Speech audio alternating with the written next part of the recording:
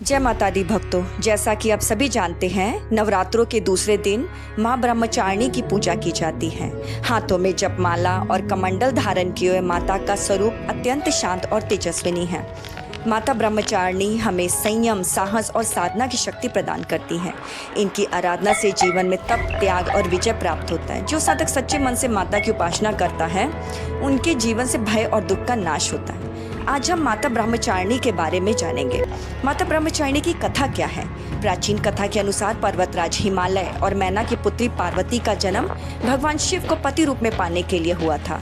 पार्वती जी ने अपने पिछले जन्म में सती रूप में भगवान शिव को पति रूप में चुना था, परंतु अपने पिता दक्ष के यज्ञ में देह त्याग दी थी।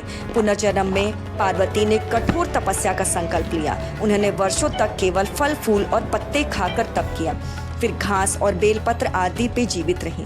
अंत में उन्होंने कई वर्ष निर्जल और निराहार रहकर भी शिव जी की आराधना करी। इसी कठिन साधना के कारण उनका नाम ब्रह्मचारिणी पड़ा, अर्थात तपस्या और ब्रह्मचर्य का पालन करने वाली देवी।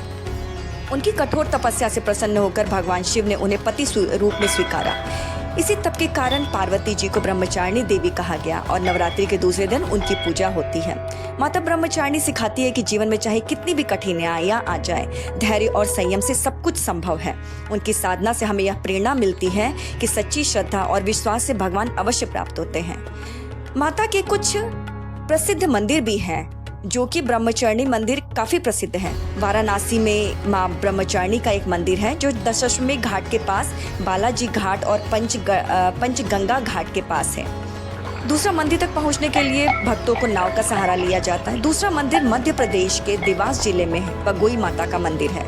तीसरा बलिया उत्तर प्रदेश स्थानीय मंदिर है। इसके बारे में यदि आप एक प्रमुख और आध्यात्मिक मंदिर की तलाश में है, तो वाराणसी स्थित ब्रह्मचारिणी देवी मंदिर सबसे उपयुक्त है। यह नवरात्रि काल में विशेष रूप से प्रसिद्ध है। यदि आप माँ का प्रसिद्ध भोग जानना चाहते हैं और उन्हें चढ़ाना चाहते हैं, तो माता को खीर, चीनी, पंचामृत, बर्फी या दूध से बनी अन्य मिठाइयों का भोग लगाना अति शुभ माना जाता है। सफेद रंग माता को अत्यंत प्रिय है, इसलिए पूजा में सफेद रंग के वस्त्र और सफेद फूलों का प्रयोग करना चाहिए।